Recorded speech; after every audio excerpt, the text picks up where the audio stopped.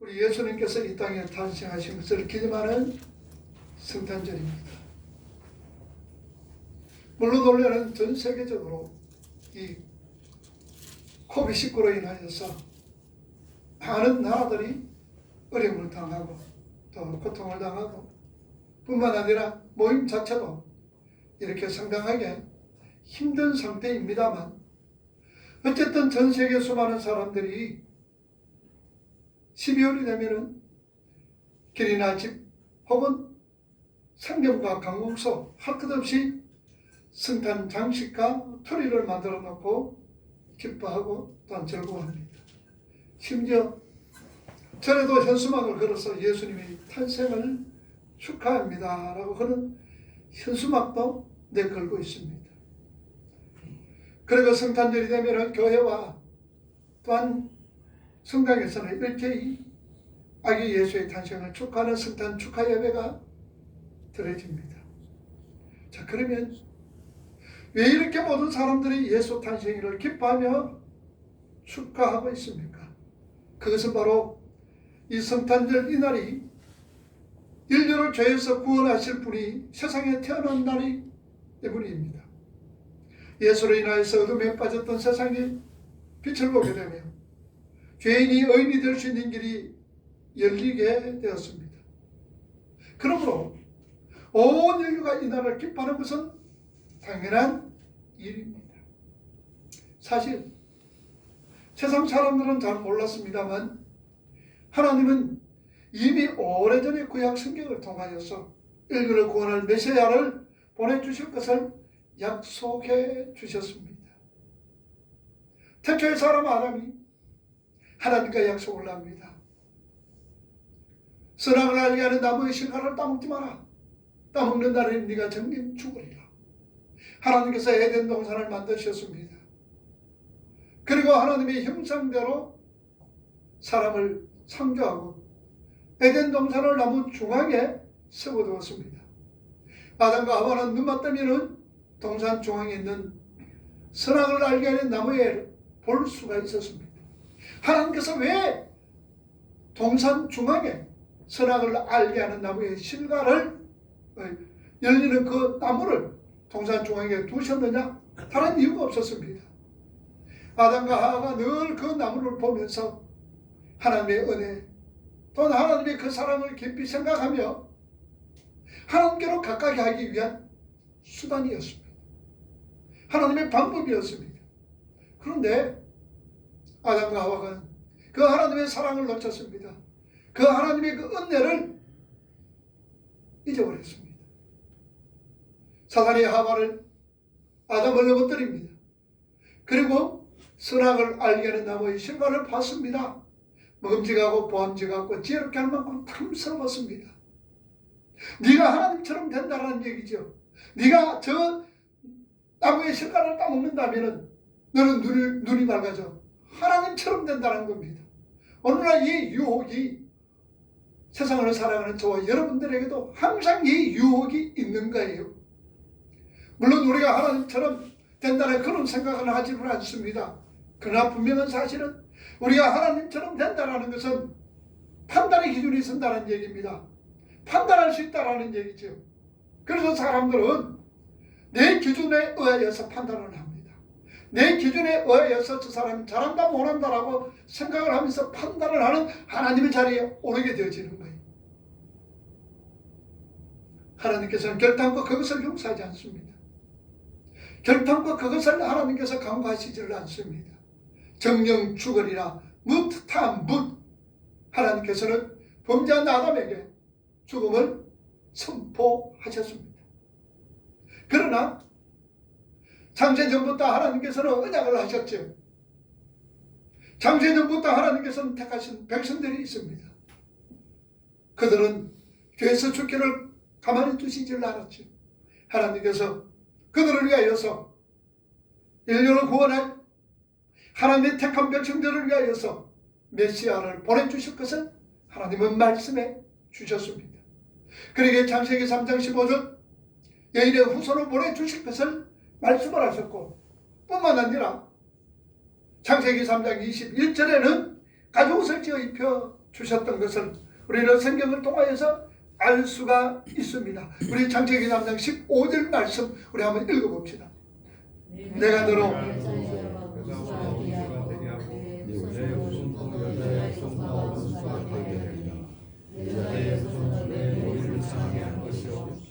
너는 그의 창세기 3장씩 원시 복음이라고 얘기합니다. 은혜 복음이라고 얘기합니다. 하나님께서는 죄와 허물로 죽었던 우리들을 위해서, 범죄한 아담을 위하여서 여자의 후손 예수 그리스도를 보내주실 것을 말씀을 하셨습니다. 뿐만 아니라 선지자를 통하여서 메시아를 보내주실 것과 또한 그가 어디서 태어나서 어떤 일을 하다가 어떻게 죽을 것인가를 자세하게 하나님께서는 선지자로 통하여서 말씀해 주셨습니다. 이사야 7장 14절 말씀해 보면 그렇게 말씀합니다. 한번 읽어봅니다. 그러므로 주께서 신이 징조로 너희에게 보여주실 것이라. 보라, 처녀가 잉태하여 아들을 낳을 것인데 그의 이름을 임마누엘이라 하라. 여기 처녀란 이 말은 히브리 원문들의 알마라는 말입니다. 이 알마라는 이 말이 무슨 말이냐? 전혀 여자가 남자를 알지 못하는 여자 처녀를 알마라 그럽니다. 그러니까 이 말씀은 이사야 선지자로 통하여서 하나님께서 처녀가 잉태하여 아들을 준다. 그러므로 그 이름을 임마누엘이라 하라. 700년 전에 이사야 선지자로 통하여서 하나님은 예수 그리스도가 이 땅에 태어나실 것을, 임마누엘 되실 것을 말씀해 주셨습니다. 뿐만 아니라 이사야 9장 6절과 7절 말씀도 우리에게 말씀합니다. 이런 한 나이가, 읽어봅니다. 이런 한 나이가 우리에게 낳고 그의 어깨는 정사를 메었고 그의 이름은 기묘자라 묘사라 전능하신 하나님이라 평강의 왕이라 할 것이다라고 말씀을 합니다. 우리 예수님께서 메시아로 이 땅에 오시면서 구세주로 오시면서 그는 정사를 얻게 메었습니다. 기묘자였습니다. 묘사라 그랬습니다. 뿐만 아니라 그분은 평강의 왕으로 이 땅에 오실 것을 말씀을 하셨습니다. 뿐만 아니라 하나님은 미가 선지자로 통하여서 우리 메시아 예수 그리스도께서 어디에 탄생하실 것인가를 700년 전에 분명히 하나님께서 말씀하셨습니다. 우리가 이사야 또한 미가서 5장 2절 말씀을 우리 한번 읽어보기를 바랍니다. 베들레헴아 이스라엘을 다스릴 자가 내게서 내게로 나올 것이라. 그의 근본은 상고의 영혼에 있느니라. 하나님께서는 미가 선지자로 통하여서 우리 예수님께서 베들레헴에 탄생하실 것을 700년 전에 미리 말씀해 주셨던 것을 우리는 성경을 통해서 찾아볼 수가 있습니다. 뿐만 아니라 그분이 이 땅에 오시면서 어떻게 세상을 떠날 것인가를 또한 이사야 선지자로 통하여서 잘 말씀해 주셨던 것을 우리는 볼 수가 있습니다. 이사야 53장 4절과 5절 말씀을 우리 한번 읽어봅니다. 그런 실로 우리의 질고를 우리의 수금을 당하였거늘 우리는 생각하기를 그는 징벌을 받아 하나님께 맞으며 고난을 당한다 하였노라. 그가 찔림은 우리의 허물을 인하며 그가 상함은 우리의 죄악 때문이라. 그가 징계를 받음으로 우리는 평화를 누리고 그가 채찍에 맞음으로 우리는 나음을 얻었도다. 그러나 이 예언의 말씀들이 세상 사람들에게 잘 알려지지 않았기 때문에 사람들은 이 약속의 말씀을 알지를 못했습니다. 그러나 이 약속을 간직한 한 민족이 있었습니다. 그것이 바로 유다 민족이었습니다. 그들은 구약 성경을 통하여서 메시아에 대한 약속을 받았고 항상 메시아를 고대하며 살아왔던 민족이었습니다. 특별히 나라가 어려워질 때마다 메시아를 고대하는 그들의 열망은 더욱더 뜨거웠습니다. 이런 메시아에 대한 소망은 유대 민족이 어려움을 당할 때마다 항상 그들에게 소망을 주었습니다. 고난을 당할 때에, 괴로움을 당할 때에, 침략을 받을 때에 그들은 메시아에 대한 소망으로 인하여서 견딜 수가 있었습니다. 마치 우리나라에 염원이 있다면 이 나라, 이 민족의 소원, 우리의 소원은 통일인 것처럼 유다 민족의 소원은 무엇입니까? 오직 메시아 오심이었습니다. 메시아가 와서서 이 땅에 하나님 나라를 세우는 것이 그들의 소망이었습니다. 그러나 메시아와 정작 기다렸던 메시아가 이 땅에 오셨을 때는 놀랍게도 그 백성들은 메시아를 영접하지를 않았습니다. 성경에 보면은 메시아 탄생의 축복과 초대받은 사람들은 예수님의 부모와 도레스 양치는 목자들과 그리고 동방에서 온 3명의 박사들 뿐이었습니다. 그리고 예수님이 나신 지 8일 만에 성전에서 할례를 당할 때에 시몬이라는 선지자와 안나라는 여선지자가 예수 그리스도의 탄생에 초대받았던 것을 우리는 알 수가 있었습니다. 그토록 오랫동안 많은 사람들이 메시아를 기다려 왔었는데 정작 그분이 오셨을 때는 그분을 영접하는 사람은 소수였습니다. 사실 메시아가 이 땅에 탄생하는 날 대부분의 사람들은 메시아 탄생조차도 모르고 있었습니다. 여간 주인들은 방한간 제공하는 것도 거절을 했습니다. 종교 지도자들은 어디서 탄생하실 것인지 아시면서도 경배를 위해 어떤 태도를 취하지 않았습니다. 뿐만 아니라 헤롯 임금은 자신의 정권 유지를 위하여서 아기 예수를 죽이려고 흉계를 꾸미기에 바빴던 것을 우리는 성경을 통해서 알 수가 있습니다. 자, 이런 사실은 예수 그리스도께서 예수께서 메시아로 오셨을 때도 이 주의 사람들은 또한 자신들의 유익을 위하여서 거부를 하고 자신들의 어떤 유익을 위하여서 그 메시아를 죽이려고 계획을 하고 음모를 꾸몄던 것을 우리는 성경을 통해서 알 수가 있습니다. 자, 그렇다면 이러한 어떤 사실은 앞으로도 일어날 사실이다라는 사실입니다. 모든 우리 기독교인들은 예수 그리스도의 재림을 기다리고 있습니다.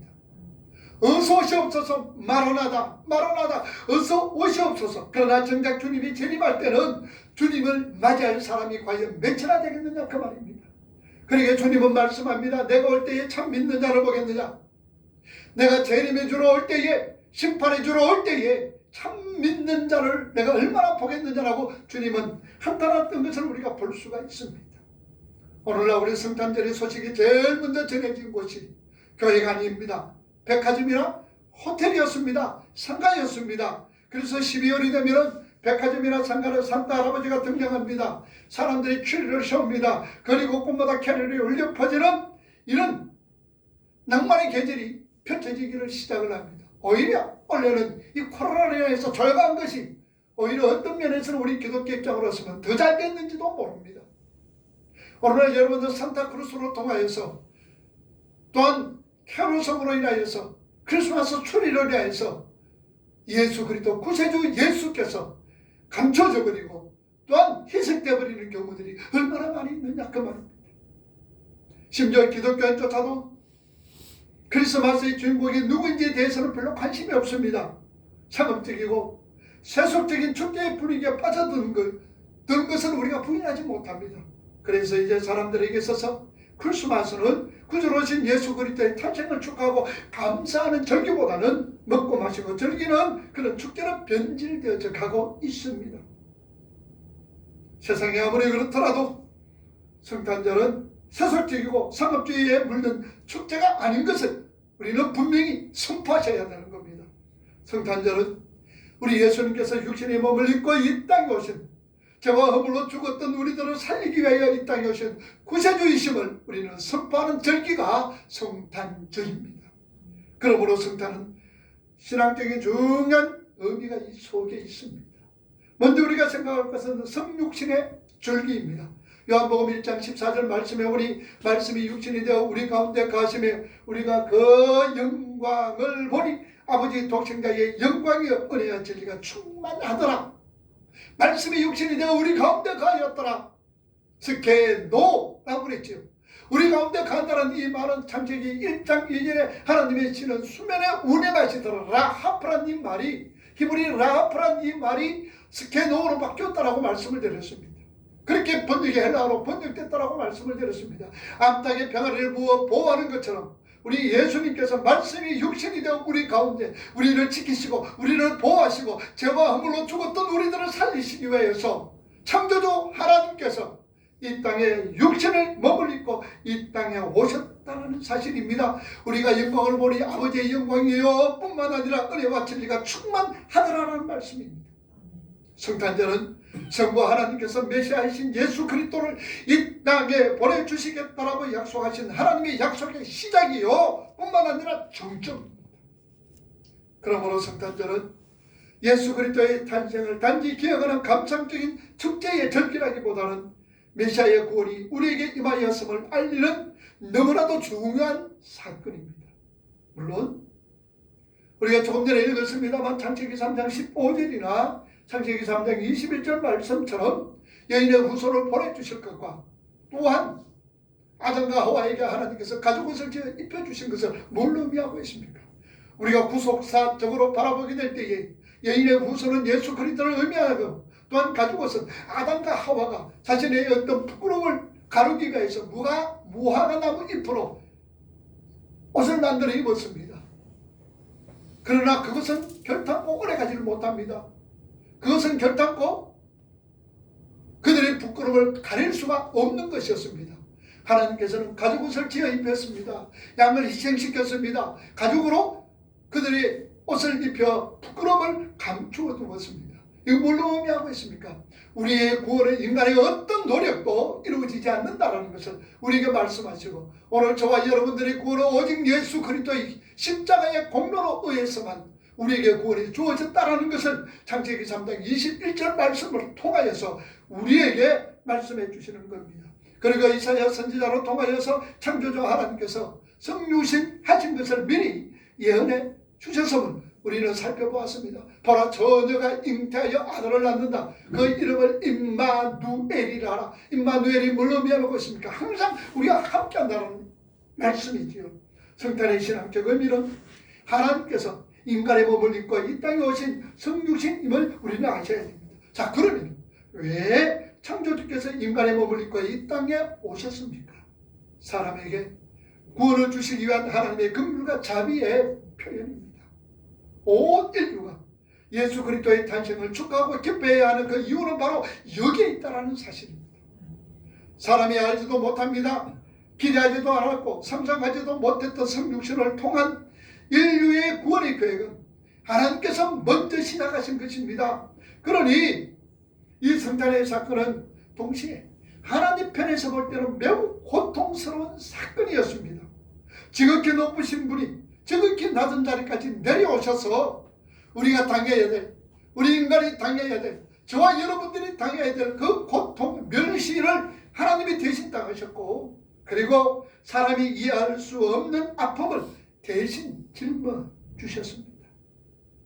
그러므로 성탄은 하나님께서 이 세상에 사람의 몸을 입고 오심으로 하나님 자기 희생적인 사랑의 절기이기도 하고 여러분 한번 가만히 생각해 보세요.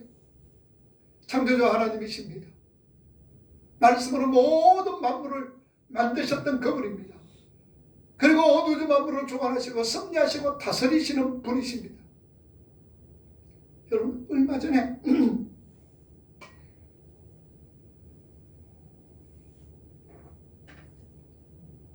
12월 17일입니다. 목성과 토성이 가장 가깝게 되어지는 그날의 12월 17일 저녁 7시 반쯤 됐을까요? 사진을 찍어서 이렇게 사진을 찍었습니다. 이것이 약 800년 만에 처음이라는 일이고 앞으로 800만 년 후에 이런 일이 있을 것이다 라고 그렇게 천문학 전문대에서 그렇게 붙여서 이렇게 사진을 찍어 보내왔던 것을 제가 봤습니다. 여러분들 이런 것은 갑자기 우연히 이루어지는 것 아니잖아요. 우리 지구가 얼마나 빠른 속도로 24시간에 여러분 지구가 24시간 동안 한 바퀴 돈다라는 것 얼마나 빨리 도는지 모릅니다. 그리고 365일 동안 이 태양을 한 바퀴 돈다라는 것 이건 사람들이 상상할 수 없는 일들입니다. 과연 이런 일들이 어떻게 우연히 일어날 수가 있느냐? 결코 우연히 일어날 수가 없습니다. 하나님께서 섭리하십니다. 하나님께서 다스리십니다. 하나님께서 주관하신다라는 사실입니다. 이처럼 놀라우신 능력의 하나님께서 인간의 몸을 입고 이 땅에 오셨다라는 것은 엄청난 사건이기도 하죠. 그것도 인간이 당해야 될 고통, 인간이 당해야 될 멸시, 인간이 당해야 될 침뱉음은 그 하나님께서, 창조주께서 섭리하시고 다스리시는 그분이 침뱉음을 당하고 고통을 당하고 멸시를 당했다는 이 사실, 우리는 이것 하나만으로 생각할 때에 가슴에 뭉클해지지 아니할 수가 없다는 사실입니다. 이런 계절이 바로 성탄의 계절이요, 이 날이 바로 성탄절이다라는 사실입니다. 그리고 성탄절은 교환의 절기입니다. 성탄절은 다음과 같은 심한 교환의 의미가 있습니다. 신성과 인성이 교환되어지는 겁니다. 영원성과 순간성이 교환되어지며 삶과 죽음의 교환이 깃들어 있는 의미 있는 절기입니다. 성탄절은 영원하신 하나님께서 유한한 사람이 되어 우리 가운데 임하심을 기념하는 어떤 절기입니다. 저로 말미암아 파괴되고 일그러진 하나님의 형상을 회복시키려고 신성이 인성을 입으시는 사건이 바로 성탄입니다. 여기에 성탄절이 위대한 교환절기라는 의미가 담겨져 있습니다. 그리고 성탄은 역사의 방향을 완전히 전환시켜버리는 사건입니다. 멸망받을 인간이 절망 속에서 살고 흑암 중에 갈 바를 알지 못하고 살고 있을 때에 하나님께서 이 역사 속에 오신 사건은 그 멸망의 역사의 맥을 끊고 이제는 소망의 세계를 열어주며 방향을 바꾸고 광명의 세계로 문을 활짝 열어주는 절기가 성탄의 절기입니다. 그래서 하나님께서 예수 그리스도 안에서 인류의 역사 속에 들어오신 바로 그 순간 인류 역사의 기원이 바뀌어졌습니다. 그리고 주님의 연대가 되었습니다. 우리가 흔히들 BC 그리고 AD라고 얘기합니다. BC라는 것은 기원전을 얘기하고 AD는 기원 후를 얘기하지요. 그래서 그걸 뭘 기준으로 하느냐? BC라는 이 말은 Before Christ입니다. 예수 오시기 전입니다. 기원전을 우리가 예수 오시기 전으로 사용을 하고 있습니다. Before입니다. 그리고 예수님 오신 이후부터는 AD입니다. AD란 이 말이 무슨 말입니까? 안나 도미니는 주님의 시대다라는 거, 우리 주님의 시대다라는, 주님의 연대다라는 의미입니다. 그러니 예수님께서 이 땅에 오심으로 통하여서 이 연대가 인류 역사의 기원이 바뀌었습니다. Before와 AD로 바뀌어졌습니다. 바로 그래서 초대교회 교부 오리겐에서는 그렇게 말합니다. 그리스도이신 주님이 마리아를 통하여 세상에 탄생하였습니다만 만일 내 마음에 태어나지 않으면 무슨 소용이 있겠느냐. 예수 그리스도께서 마리아로 통하여서 이 세상에 태어났는 것은 사실입니다. 그러나 그 예수 그리스도의 탄생이 오늘 내 마음에서 태어나지 않는다면, 내가 그분을 영접하지 않는다면, 내가 그분을 모시지 않는다면 이 성탄절은 아무 의미가 없다라는 말씀이죠. 오늘 우리에게 적용되는 질문입니다. 성탄절이 주님과의 만남을 통한 감격 속에서 영과 육간의 기쁨을 향유하는 잔치의 날이라는 그 본래적인 의미를 잊어버리고 우리 성도들이 성탄절의 주인공이신 주님과는 아무런 관계가 없는 세속에 물든 성탄 추리를 장식하고 선물을 주고받으며 유흥을 찾아 쾌락에 도취되어 흥청망청 보낸다면 얼마나 안타깝겠느냐 그 말입니다. 성탄 계절은 왕중의 왕으로 오신 예수 그리스도 앞에 감사와 기쁨으로 그분을 맞이하는 절기요, 뿐만 아니라 성탄절 크리스마스라는 이 말의 그리스도, 엑스라는 이 말은 엑스마스라는 이 말의 그리스도라는 이 말은 그리스도, 엑스는 그리스도에게, 마스라는 말은 예배라는 말입니다. 엎드린다, 경배하다라는 말입니다. 그러니 이 성탄절 우리가 크리스마스라는 이 말은 예수께 경배하는 날이다.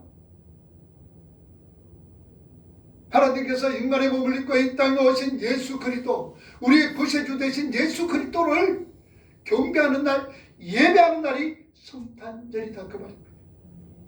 그런데 여러분들 원래는요, 희한하게도 어떤 중소기업을 통해서 어떤 물건을 만들고 성탄절을 기념하면서 나라에서 뭐라고 했느냐, 바로 K마스다. K 그리고 마스, X는 그리스도 마스, 성탄절이 아니라 크리스마스가 아니라 K마스. 이 K가 뭡니까? 코리아 마스. 그러면 우리 한국을 뭐하는 말입니까? 절하고 경배하고 예배하는 말로 지금 바뀌어져 가고 있다는 사실입니다. 얼마나 통탄할 일이냐 그 말이에요. 여러분 부처님 오시는 성탄절, 석탄일 것도 뭐 K, 탄을 이러지는 않는다 그 말입니다. 그만큼 지금 우리 기독교가 지금 이 나라에 지금 집합비가 있다는 얘기예요. 우리 정신 차리셔야 된다는 얘기입니다. K마스가 뭡니까? 우리가 이 나라를 예배하고 이 나라에 대해서 우리가 숭배하고 이 나라에 우리가 경배를 해야 된다는 말입니까? 얼토당지도 않은 얘기죠. 지금 헌법에도 규정되지 않는 그 사실.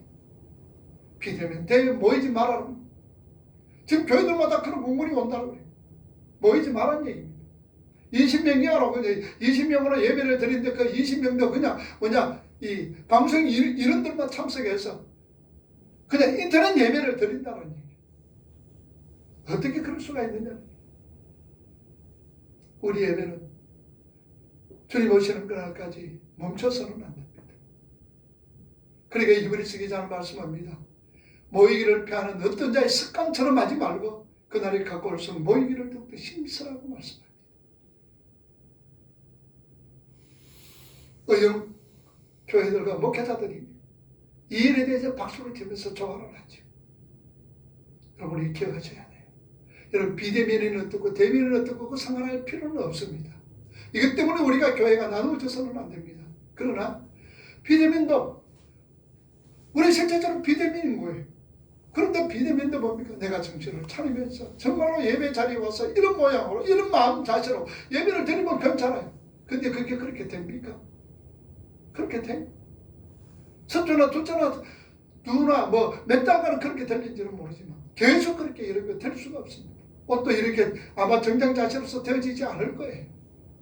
그냥 일어나서 눈 비비면서 그냥 그 자리에 앉아 잠옷바람으로 아마 말씀을 듣고 예배를 드릴 거예요. 어제도 성경 공부 모이면서 그런 얘기예요. 어떤 전도사님 하시는 말씀. 그냥 아침에 일어나 잠옷바람으로 그냥 정신만 말똥하고 그냥 예배 드리는 자세로서 제가 드렸습니다. 그렇게 얘기를 해요. 본 예배 드릴 때 잠옷바람으로 드릴 수가 있습니까? 책도 없지요. 드릴 수가 없지요. 이렇게 되어서 가고 있다는 사실입니다. 여러분들 이번 성탄절을 맞이할 때 물론 지금 국가적으로 세계적으로 그렇게 축제 분위기는 아닙니다. 오히려 어떤 의미 속에서 조용하게 예수 그리스도의 탄생을 기념할 수 있고 묵상할 수 있는 더 좋은 기회가 되지 않았나 그렇게 생각이 되어집니다. 우리는 이번 성탄절을 맞이하여 평화의 주 임마누엘 하나님 구원의 메시아로 오신 우리 예수 그리스도에게 감사하고 그분을 감격적으로 영접하는 가운데 오직 그분에게만 경배하는 삶을 드려야 할 줄을 압니다. 성탄의 신앙적인 의미가 뭡니까? 하나님께서 인간의 몸을 입고 이 땅에 오신 메시아로 오신 날입니다. 신성이 인성으로 바뀌어집니다. 죽음이 삶으로 바뀌어지는 교환되어지는 그런 날입니다. 순간이 영으로 바뀌어지는 그런 절기입니다. 그런 그 역사의 전환입니다. 모든 역사는 예수 그리스도를 중심으로 BC와 AD로 나누었습니다. 그렇다면 오늘 저와 여러분의 삶도 마찬가지입니다. 무엇이 중심이 되어져 있느냐? 오직 예수 그리스도가 우리의 삶의 중심이 되셔야 됩니다. 그분이 인도하심에 따라서 그분이 하시는 말씀에 따라서 이끌림 받고 세움받을 수 있는 성탄 지금 이 현상 속에서 다시 한 번 더 이 성탄의 의미를 깊이 새길 수 있는 이 아침이 될 수 있기를 주님의 이름으로 축복을 합니다.